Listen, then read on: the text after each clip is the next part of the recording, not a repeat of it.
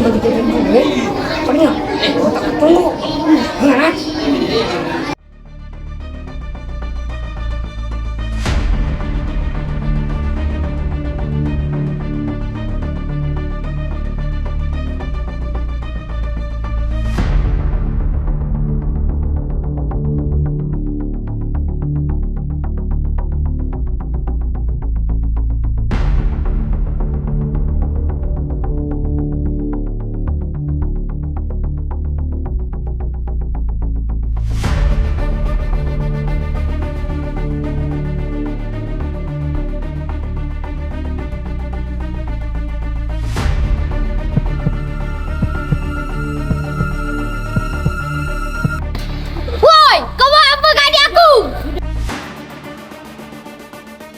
Kenapa boleh adik aku?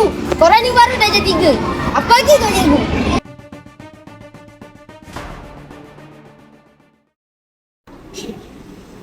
Sebenarnya banyak dah saya dapat Ustaz. Cuma saya takut nak bagi tahu. Kenapa awak takut nak bagi tahu? Sebab saya takut saya pun kena pukul. Jadi, kenapa sekarang bawa rasa nak bagi tahu Ustaz? Sebab adik saya pun kena. Bila dia terkena tu saya pun rasa sakit dia. Oh, sekarang ni yang kena bully tu adik awak? Ya. Oh, okey. Barulah awak rasa ada kekuatan nak bagi tahu? Yes. Okey, faham. Jadi, sepatutnya tindakan awak ni dah bagus. Tetapi sepatutnya awak sebagai pelajar, awak patut bagi tahu sekiranya apa jua kes bully yang berlaku kepada pelajar kawan-kawan awak yang lain, pelajar-pelajar sekolah ni maksud saya, bukan pada adik awak sahaja. Faham? Nah, kita tanggungjawab kita sebagai seorang pelajar. Awak tak boleh adik awak je kena, baru awak berani nak bagi tahu.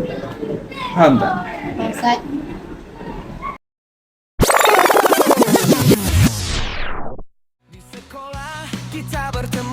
Budi-budi ni, korang tahu tak bagus.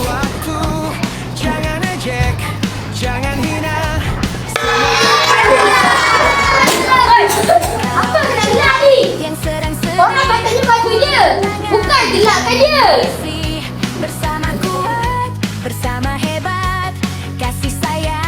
Kenapa ejek-ejek orang ni? Korang tahu kan diri korang kaya. Pergi masuk kelas sekarang. Milan, sorry. Tak kenal apa ni? Kau kenapa? Berhenti! Sebagai murid-murid, apa yang perlu buat jika seorang dibuli? Pertama, tegur. Kedua, jika tidak mampu tegur, segera laporkan kepada guru.